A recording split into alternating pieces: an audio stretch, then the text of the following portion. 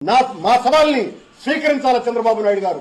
BR Naidu, నిజంగా నీవు భక్తి పరుడువే అయితే నిరంతరం కరుణాకర్ రెడ్డి భక్తి పరుడు కాదని మాట్లాడుతున్నావే, ఛాలెంజ్ విసురుతున్నా.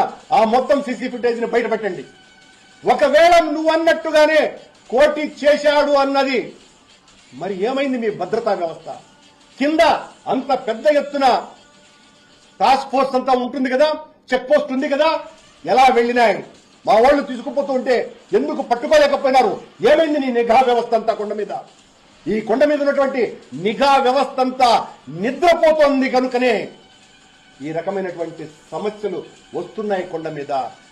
ఏదో నేను చేశానని బిఆర్ నాయుడు అంటున్నాడు. బిఆర్ నాయుడు, నేను చెప్తున్నా, నీ ప్రైవేటు సైన్యం, నీ దళారీ సేన తాగి పారేసి ఉండవచ్చు.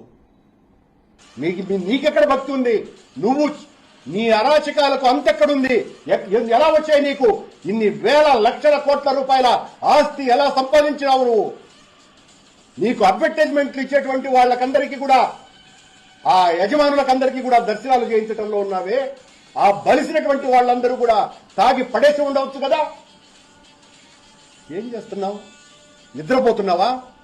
మా మీద ఎంతసేపు మమ్మల్ని అరెస్టు చేసి దోషులుగా చేసి ఆ మొత్తం సీసీ ఫుటేజ్ లో కోటి అనే వ్యక్తి బాటిల్స్ పెట్టినట్టుగా, అతనే బాటిల్స్ పెట్టినట్టుగా ఉండేటువంటి సీసీ కెమెరాలో సాక్ష్యం చూపించు అని సవాల్ విసురుతున్నా.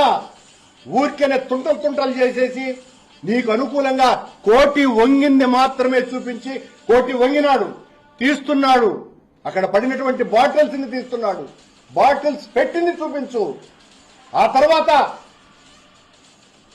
జరిగినటువంటి తతంగం, ఎన్ని గోతాలలో దొరికినా, ఎన్ని గోని సంచులలో ఆ బాటిల్స్ దొరికినాయి అన్నటువంటి విషయం నిజంగా భక్తుడివే అయితే, నిజంగా మీరు ధర్మ పరిరక్షణకు కట్టుబడి ఉన్నటువంటి వాళ్లే అయితే బయట పెట్టమని సవాలు విసురుతున్నా. మేము అడుగడుగున మా నాయకుడు జగన్మోహన్ రెడ్డి గారు నిరంతరము కొండ పరిరక్షణ విషయంలో ఏ మాత్రము కూడా అలక్ష్యము, అలసత్వము లేకుండా పరిపూర్ణమైనటువంటి విశ్వాసంతో, నమ్మకంతో మేము హైందవ ధర్మ పరిరక్షణ కోసమని చేసినటువంటి కార్యక్రమాల పట్ల మీరు చేస్తున్నటువంటి కార్యక్రమాలతో పోల్చి చర్చకు వస్తే ఎక్కడికి రమ్మన్నా కూడా సిద్ధంగా ఉన్నాము.